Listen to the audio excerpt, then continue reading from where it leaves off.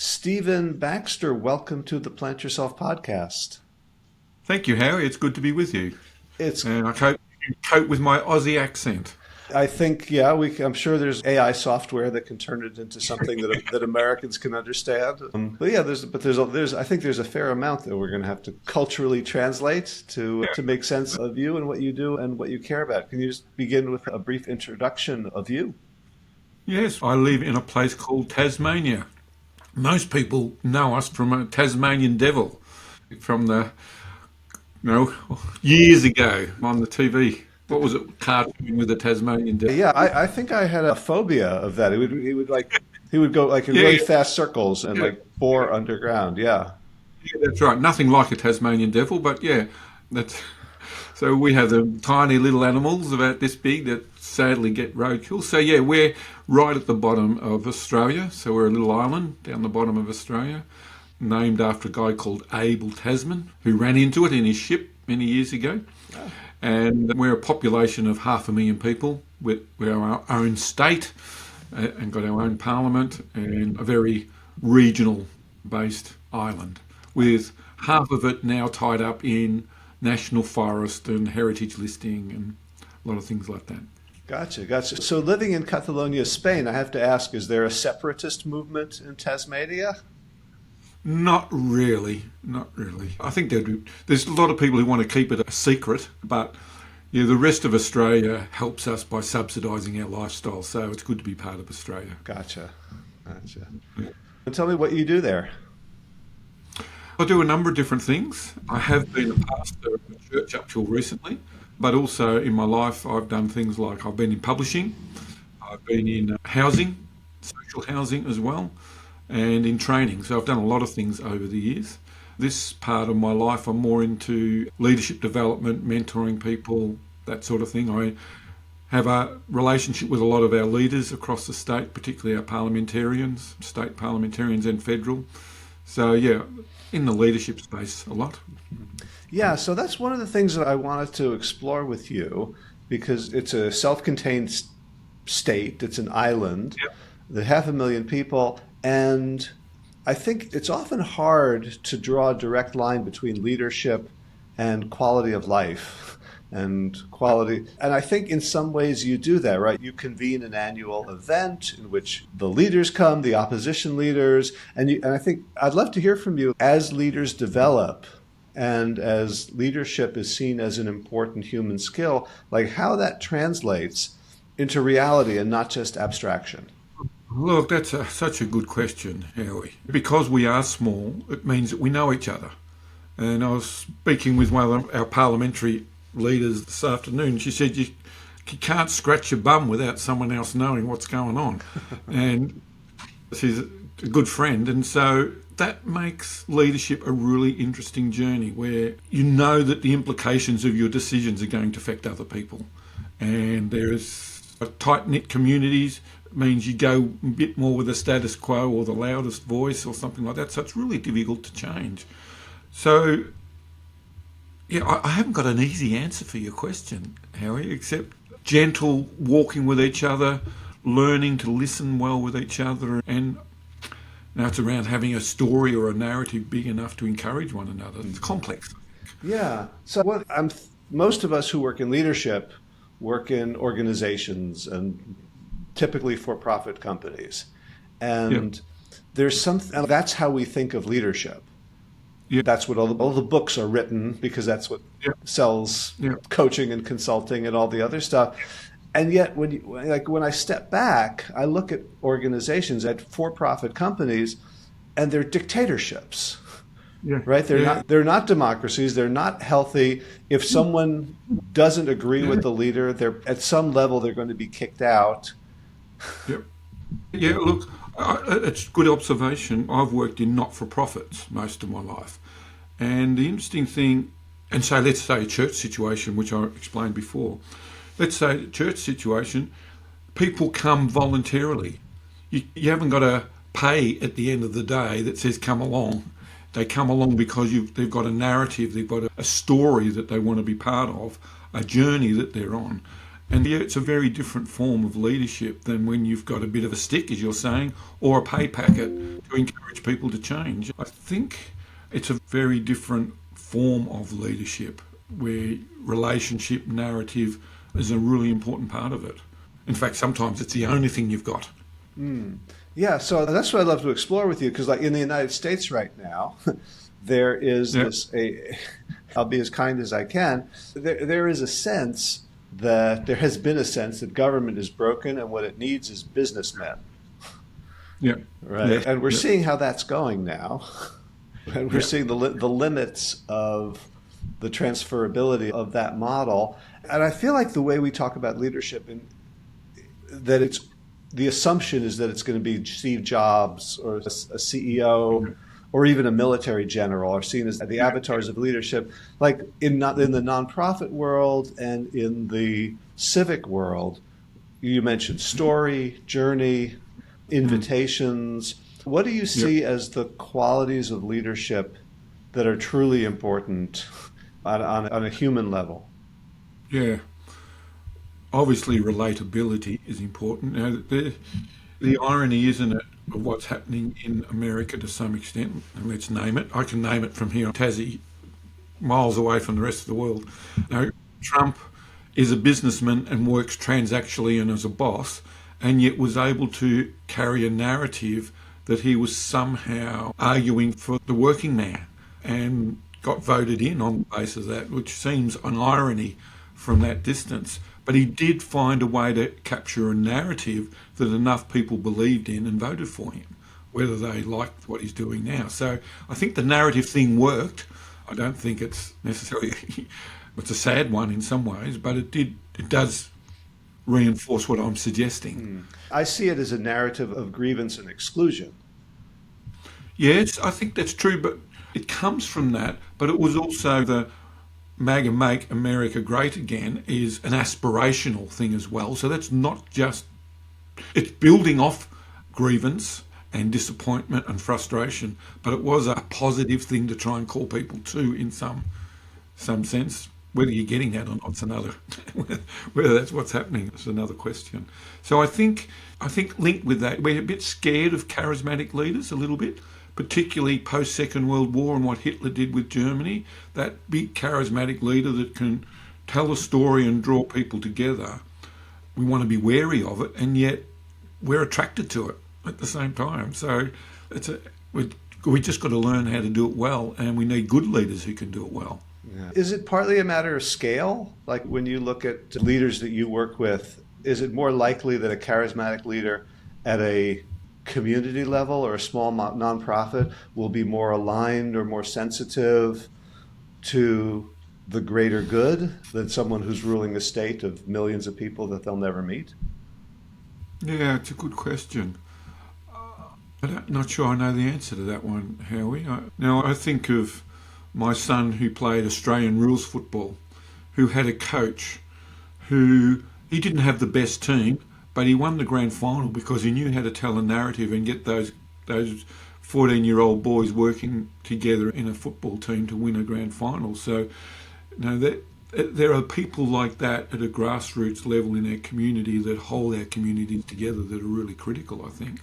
How that translates into a two-party preferred system like you got in America and we have in Australia with charismatic leaders, it's a hard one, isn't it? Because it gets more complex. And I think that's what you're suggesting. Yeah, I think I'm suggesting that the models of leadership that householders see are not necessarily the best ones. Yeah. And so I think one of the reasons I'm reaching out to you is to explore the leadership models that aren't bestsellers. Yeah. Yeah, I agree because we we need people who are humble enough to listen to other points of view, who are not don't have to be an A type gung ho person to run an organisation. The way I've been thinking about it and exploring it, Howie, is the difference between a leader who has a group of followers and a leader who has a group of peers. So a leader who leads leaders as opposed to a leader who leads followers. And I think leaders who lead leaders need to operate in a very different space. And I don't know that we talk a lot about that. Let's talk a lot about that. Yeah, yeah. Now, one scenario is if you're a leader of followers, everyone's behind you, and that's the John Maxwell quote. How do you know you're a leader? Look around and see who's following you. There is a certain level where we need people who know how to get a group of leaders in the room who all have their own agenda, who all have their own patch to protect, but are willing to be open and humble enough to hear another person's point of view and collaborate for the common good. And I'm not sure we have a lot of people.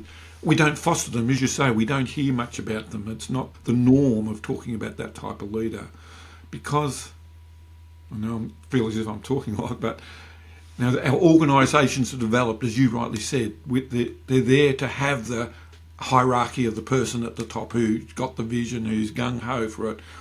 That's the breeding. That's what we breed for. But we're looking for a leader that can transcend that into another place. And yeah, we don't have lots of them. Yeah. And I think people don't see themselves. So one of the things I'm doing these days, I'm training coaches. And I got a message from someone who said, I'm a quiet person. I'm not really a gung-ho motivator. How can I be a coach if I'm not a motivator, like a Tony Robbins type? And of course, I'm thinking, of course, that's not what coaches do. And I think similarly, most people who are listening to this are not leaders of countries or corporations or even organizations. They're just like people like you and me. We're just out about in the world doing our thing, and we don't necessarily think of ourselves in leadership, not even roles, but in leadership energy. And yet what you're talking about is what's accessible to everyone. If I'm a leader of peers, then situationally, let's say I'm at a meeting of my ultimate frisbee team, which is everyone just volunteers, and we're trying to figure out, are we going to this tournament? Are we going to try to raise money? Are we going to do some kids programs? And I have no authority. I don't even speak the language as well as anyone else. And yet there's invitations for me to take on leadership in setting direction, in asking questions, in supporting others. And I think for almost all of us, there is leadership available to us that we don't grasp fully or effectively because of that divide. We don't think of ourselves as leaders. Yeah, I think you're hitting the nail on the head, Howie. I agree totally. And this is where I probably do agree with Maxwell, where he talks about leadership being influence. So anyone who's in a group of people and influences a decision at a level is a leader. Whether they fit the box of what they think a leader is, they're actually contributing to leading the group. And I think if we moved from thinking of not people as leaders, but as leadership, where is the leadership coming in this group, then sometimes leadership is distributed quite across a group. And how does a decision made? A lot of people have influenced it. And so I think a good leader, a leader of leaders, facilitates the process so that a good decision can be made, doesn't feel they have to be the one that makes the decision, if that makes sense. And I often thought about it with my kids, and I've got 5 kids and a wife, obviously.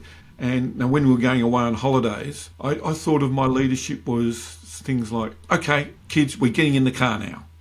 Now's the time. Now, how it all happened and all the rest of it didn't matter, but someone had to actually say, we're doing it now. And that was my contribution to my family to get us onto a holiday. There was so many other things that were involved in going on a holiday that my wife picked up and I picked up. But some people think that sometimes when you make that call, that makes you the big leader. It's only a small part of the jigsaw, really, but somehow we've elevated that bit. So just going back to your illustration with the frisbee, you can facilitate and be part of the decision-making process, and no one even thought you was a leader, but you probably helped. So yeah, it seems like a musical improv where you get the melody for a few seconds, you do your best with it, you pass it on, and then you go back to playing chords.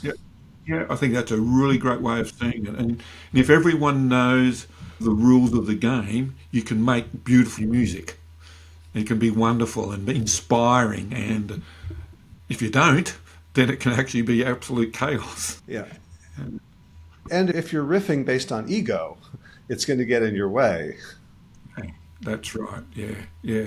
I think that jazz analogy is a really good one, Howie. I think it's also in that, going back to your illustration of some of the people you mentor or coach who are not sure about their leadership. If you're in a group of musicians and all of a sudden it's your turn, you need to step up to the plate and riff and not leave a gap. And so it's a good analogy, isn't it, of being passed around. And when it's my bit, I contribute my bit. And yeah, it would be great if we could work out a way for that to happen, maybe a bit better in our community. So the work you do with people who trade the mantle of leadership back and forth, what are the skills that people have to learn and practice in order to get better at this? Yeah. For me, one of the main things, Howie, is being willing to look at yourself. The friends people you're talking about who say, I'm not a leader, part of the question, I get that. I remember for so many years I would say, I'm a good 2IC, I don't want to be a leader. And I had to come to the point in myself of saying, okay, I am a leader because I have influence.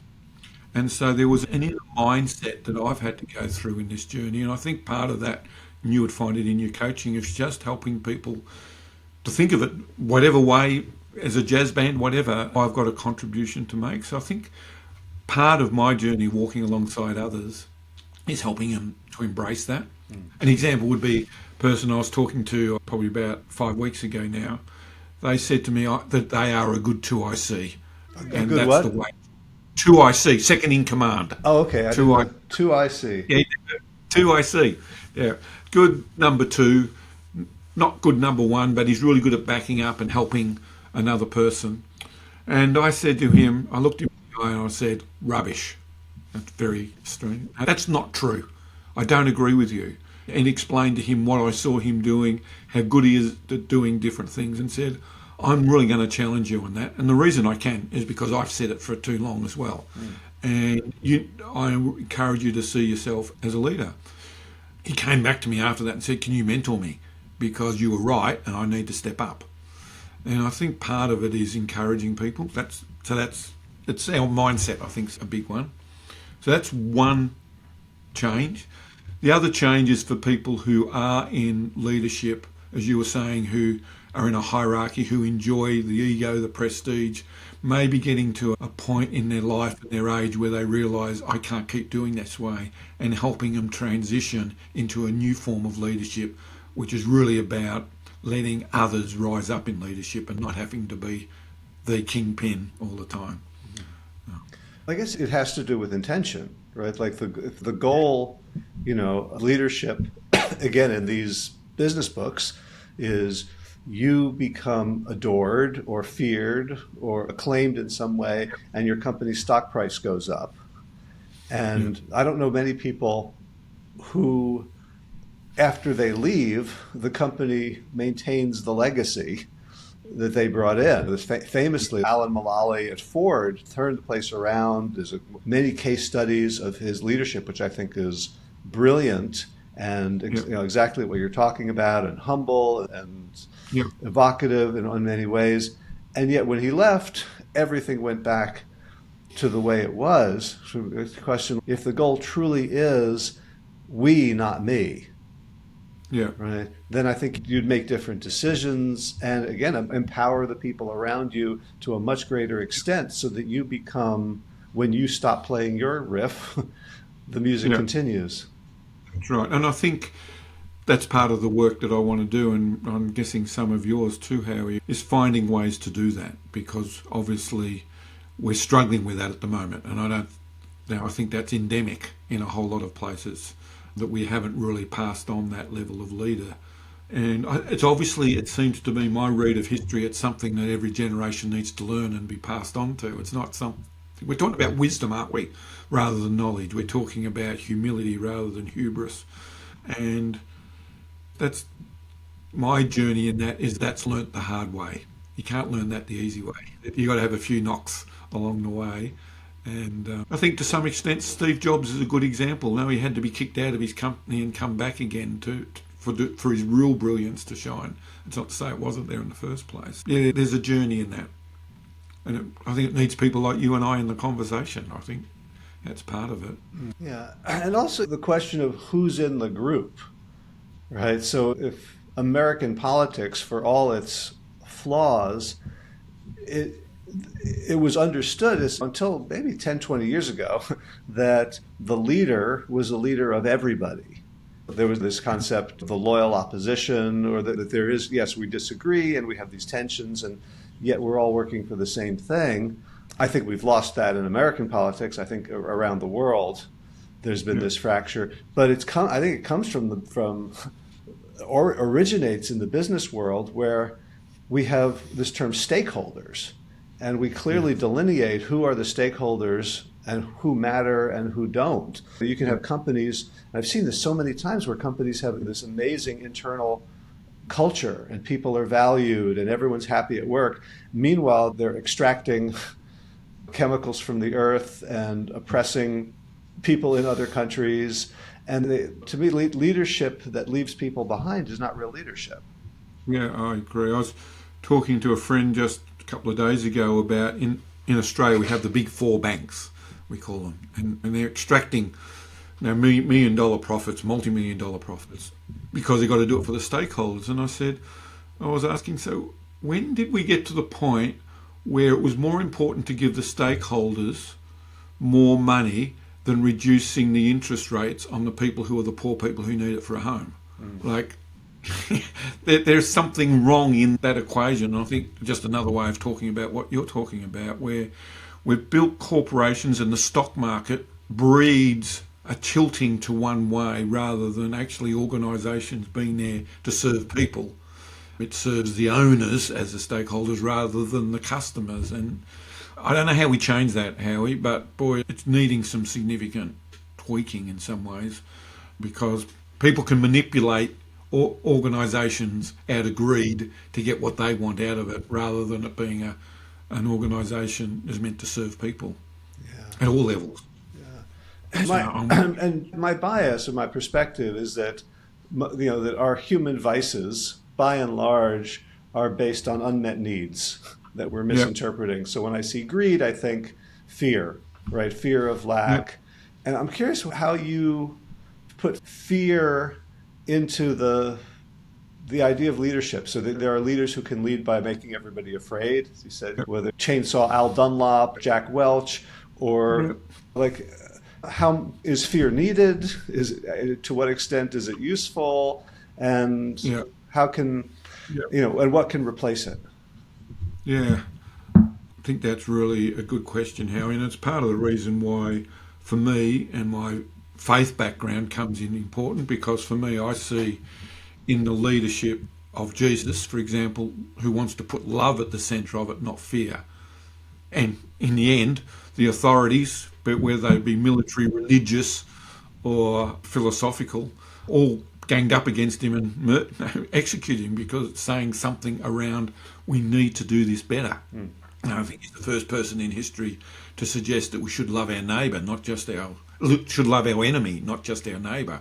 That's a pretty radical ethic into this space of how do we do that. And so I'm with you. I think we all have, through our upbringing, our sociology and our psychology and our understanding of us as human beings, would say we all live with some levels of deficit through our upbringing that we're always trying to meet. And that's why I said part of the journey for us as leaders is to deal with our inner motives, our inner drivers. If we're going to be the type of leaders that the world really needs, which we're talking about, we've got to deal with that stuff first. Otherwise it comes out sideways, and it's there. Now, one person I was listening to talking about Trump was saying everyone knows that a narcissist will want to hold on to power. So why were you surprised when he wanted to hold on to power when he got defeated? That's par for the course. And then we've given him another go. America's giving him another go. You go, oh dear, it's going to come out sideways. So I think it calls for all of us to deal with that fear. I've had to deal with my stuff, whether it's fear, whether it's rejection, whether it's some sort of hurt, some sort of wound, we're all carrying something, and yeah, we've got to face up to it. The shadow side, as Jung would say, it's there. Yeah, and I think we can see how the cumulative shadow of all of our shadows produces these systems in which fear is not only amplified, but the driving factor. So if I put myself in the head of an executive of one of the big banks, Yeah, right, their alternative is to be one of the people who can't pay their mortgage, yeah, yeah, right? So it's if I'm not here, then I'm down there. As yeah, opposed to my life would be better if I weren't so rich, but if I were in a society in which everyone had what they needed. yeah. And I don't know how we get there. You know how I said I was talking to one of our parliamentarians today, talking about this group of elites, if I can say it.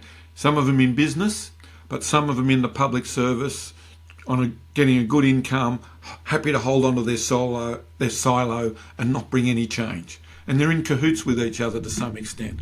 And how do we break that nexus in our community? And she didn't have any solutions. She was saying, I don't know, but it's got to be because it's hurting all the poor people.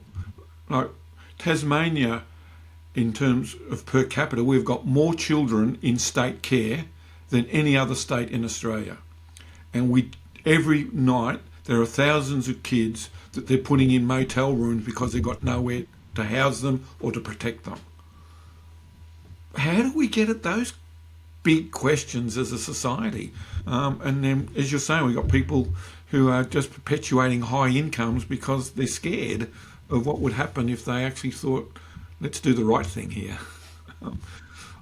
Yeah, it Sorry, reminds me. I'm getting overwhelmed by it. There's a joke that I heard. There's a whole genre of Jewish jokes about this imaginary town in Eastern Europe, sort of 18th century, called Chelm, which is the town of fools. And so one day the rabbi wakes up in Chelm and he says he's been struck by this idea how to solve poverty. He says the rich should give half of their wealth to the poor.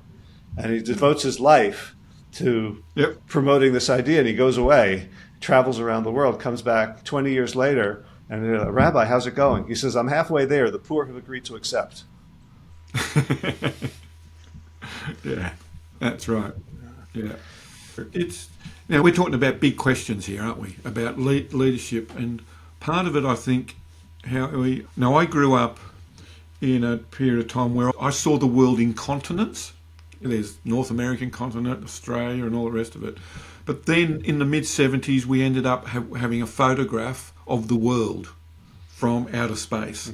And so there is a sense in which we think of the world as a globe now of one people. And I think our economic and our political systems haven't worked out how do we actually operate as a globe of this lonely blue-green planet in the middle of this vast universe with this thing called life. And how are we going to make it work? And all our structures were built when we still had countries and continents, but now we're seeing ourselves as one, and we're still trying to work out how to do it, I think. How do we structure this so it works for everyone? We're a long way from it, I think. Yeah. But I think that's why we're having these questions, because that's how we're seeing the world. Yeah, and I think we can despair when we look at the big picture, and I'm imagining that you see a lot of small local victories, even when you describe your family. Okay, I'm the one who gets everyone in the car. That's my contribution. I'm good at that.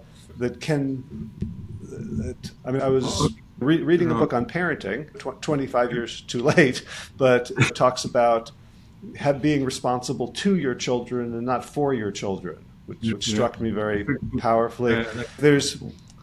I think if leadership gets taught. Okay, so I'm thinking of this book I read 35 years ago by a student of Freud's, Wilhelm Reich, who wrote The Mass Psychology of Fascism. And he was an Austrian writing during the rise of Hitler. And he basically, after he escaped, came to America, he said that the rise of Hitler was inevitable because the same dynamic of patriarchal dominance was in every single family. Right? Yeah. Repression of female sexuality, everything. Yeah. So can we begin to make change on the individual level, the family level, the local community level? Yeah, I think you've hit it on the head, is that it's got to come from the grassroots up, from rather than from the head down, coming down. Although maybe we need to start at both ends. But yeah, I think, from my personal view, we've tried to deconstruct the family, we've tried to deconstruct religion, we've tried to deconstruct a whole lot of stuff. Now we're enamoured and frustrated with our organisations and our elites, but somehow it's got to happen with every individual person who takes responsibility for their part of leadership in making the world a little bit better. And if everyone does a little bit, then we'll do a lot. And I think that's where I've got hope of people doing a little bit here, a little bit there, and rebuild it. So it'll be interesting to see what this moment brings, won't it? It is this cathartic moment in world history that we're living in right at the moment, where America, that's helped hold the world together for 80 years, since the Second World War, at the moment Trump's saying we don't want to do it anymore. What does that mean? But I have hope. Each individual community doing something. That's where my parliamentarian friend got to today. She said it can only happen one community at a time. What is the relative responsibility, do you think, of the haves and the have-nots? Is the problems that affect some people more than others, from marginalized, historically disadvantaged communities, the onus is often on them to solve it, as opposed to the people who are benefiting from it. How do you see distribution of power in imbalanced power dynamics? Yeah. I go by the biblical maxim, to those who have been given much is required. I think the more you have, the more responsibility you have to do something with it. In some ways, that's Bill and Melinda Gates have tried to do something with their money in philanthropic sort of activity. And to be honest, America's better at that than Australia is. Australia doesn't have a philanthropic sort of attitude like America does. So I really do think those for whom have a lot, they have a responsibility to do something for the good of all. It's part of the reason I think I'm talking with you. I've had a good life. I want to keep contributing back into it and try and help find some solutions to some of these big questions as we go through this massive change that we're going through. A mega crisis, as some people have called it, but it's happening at so many different levels at the same time, and calling people to a better level of leadership. So I think, what was it someone said? Now, we keep complaining about the elites. He said, but we've always had elites. Go back to Roman times, there's always been elites. So the question is not, let's not get rid of the elites, let's just ask the elites to do it a lot better. I thought that was a really helpful way of looking at it. Just call them to do it better. It's not about them, it's about their families, it's about the communities, it's not about them. So we've got to keep the mantra going. Yeah, although when I hear that, I also think about your countryman Tyson Yunkaporta. So a professor of Aboriginal studies and talks about indigenous systems thinking. That for most of human history there really weren't elites, right? Like we think, it goes back thousands of years to ancient Rome or Mesopotamia or Samaria or whatever. But for the vast majority of human existence, there were other forms of coming together, and and it wasn't just small hunter-gatherer tribes, but huge. It feels like a call, an invitation. This mega crisis, as you put it, is an invitation for us to imagine so much more broadly than we've been willing to. Yeah, I think that's true. I agree with that, Howard. I think part of us, isn't it, that we think in binary ways? What I mean by that is, I don't think there's many Aboriginal people in Australia, I don't think there's any, who are saying they'd like to go back to the way it was before white fellas came to Australia. And they'd say they'd rather live with electricity and clean water all the time and all the rest of it. So the organisational framework for humanity has given us a lot of good things. It's just not good for everything. And we've done that. Now, the leadership of the organisation takes a certain form of leadership, but to assume that's the only form of leadership that we need is a problem, because our communities need a different form of leadership. So part of it, I think, is demystifying the organisation. It's done a lot of good things for us as a humanity, but it can't do everything. And we just need to use organisational frameworks as a tool for what it's good at, but not for everything else. And so therefore bringing in some of the wisdom from our indigenous cultures and civilizations is really important for us. And Australia has to do it. We have to somehow manage that in Australia. We're not doing a good job. Yeah. And I'm also referring back to you're quoting Jesus and saying that Yep. I don't think anybody started a religion thinking, okay, we're going to have a priestly caste and we're going to have bureaucrats and we're going to have tithes and we're going to build like the religions were all initiated by people having revelatory experiences of unity and divinity. And it's like no matter how amazing your intuition is and what you want to teach people and the purity of it, if it catches on, it's going to end up being turned into a business. Yeah. We've got that propensity, haven't we, as human beings? We do. And it's even sitting there in the Bible. Now, there's that story about Jesus being on the Mount of Transfiguration, it is, and he has this encounter with the luminous God, whatever your words you want to do. And Peter's response is, let's build some tents and contain it. And you go, Jesus, no. But it's epitomises exactly what you're saying. Something wonderful happens, and then we want to build systems and buildings and whatever around it to try and contain it. And that's exactly the wrong thing to do with it. And yeah, and that's why I think there's a good pushback against institutional religion across whatever, whether it's Christian, whatever it might be, when we actually put the structures around it and then monetize it, and ego gets in, the greed gets in. It doesn't matter whether it's an organisation, whether it's religion, whether it's a community or the golf club or the table tennis club. Yeah, we'll do it. We'll do the same thing. And religion is not exempt from it at all. So I'm totally with you with that place. Yeah. Maybe can we close with just you giving some sort of tips? I don't want to say marching orders because that sounds like the wrong kind of leadership metaphor. But for folks who are listening who are simply involved in their communities, maybe on the school board or in a volunteer organization or in organizations, in companies where they see potential to move in better directions than they're currently going. What are some sort of practices or ways of thinking or mindsets or tips that you might have for folks to begin to flex better leadership and more effective leadership? Yeah, I think for me, the first place I start is to find someone else who I can talk to about it. Build a nice, gentle coalition with people who you're not forcing any ideas, but you're able to toss the ideas around with a group of people, like-minded people, who can sharpen your ideas, help you to see where you've got a blind spot and where you're good for each other. And I just think collaboration is generative, and it generates something positive. So my first thing is don't do it alone. I don't think we're ever meant to do it alone. That's why it's good to be talking to you. We want to encourage each other in the little bits that we're doing. So my first thing would be find someone else. See if you can find someone else who not totally agrees with you, but is travelling the same direction so you can be good for each other, would be the first thing. And then the second thing is, to me, it would be think both of tactically what you might be able to do in the short term, but really think tactically long term, strategically long term. Don't believe you've got to do it all tomorrow and it's all got to happen. That old adage, you overestimate what you can do in the short term, but you underestimate what you can do in the long term. What we're talking about here in changing some of these endemic structures do take time. And as you rightly pointed out, they can easily swing back the other way. So I think doing it slowly and gently has got more chance for it staying long term.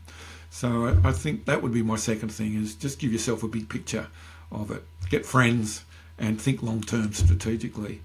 And third one, every person's got some good in them about what they want to do. And yeah, we might have our fears, we might have a whole lot of other stuff there. But I haven't come across a person yet who has, when I've talked to them, doesn't want to do something good for the world. And we just need to find that in each other and encourage that in each other. That would be off the top of my head, 3 things. Beautiful, beautiful. I think that's a great place to put a pin in. Can you talk a little bit about your work? Maybe a brief advertisement for who should reach out to you, what problems someone might be struggling with, where you can help? Yeah, what I love working with is leaders who may be a little bit stuck, who want to move to the next level, And what I find is that most of the time, the answer to that is already in a person. They just need a good thought partner or someone to walk alongside them to ask the questions. I don't have a big program, but I do love talking with people where the wisdom emerges in the moment as you walk alongside each other. And And when you say they're you know, stuck, are you speaking specifically like they're at 2IC and they want to be 1I? no more that it could be that, but it could be that I just get to this point, or I get overwhelmed through fear, or I know I should be doing more and I don't know what to do, or they're already a leader and it says I'm in a crisis. I've got to lead this group through a crisis. How do I lead them through a crisis? And like you were saying, that sometimes it does call for the commander general to go, "We're going this way, guys. Let's do it." But another time, it may be we need to sit all the key people around a table and thrash this out together. How do I have the wisdom to know which one do I lead with at this moment? So it's that situational moment of leadership of going, which way do I move now? What do I bring to this moment to enable us to progress well to the next point? So it's in those spaces. Gotcha, gotcha. And how do people find you? Just on my website, Stephen L. Baxter. Not Stephen Baxter, but stephenlbaxter.com. Okay, and the Stevens with a PH. With a PH, that's right. That's my mum's fault. She didn't want me to be called Steve. Didn't make any difference. People still call me Steve, but Stephen L. Baxter with a PH, that's right. Very good. Anything we didn't talk about that you think would be worthwhile? I think, no, we've done well, Howard. There's some great questions there, mate. And all the best for what you're doing, too, over there in Barcelona. Maybe next time, I've got a daughter who lives in Spain. Did you know that? Oh, yeah? In Madrid. So next time, maybe I might drop down to Barcelona and say good day. Oh, that'd be awesome. Yeah, we could take turns fixing each other's countries. Yeah, why not? Cool. Stephen L. Baxter, thank you so much for the work you're doing, for sharing a perspective from another corner of the globe, and for taking the time today. My pleasure, Haley.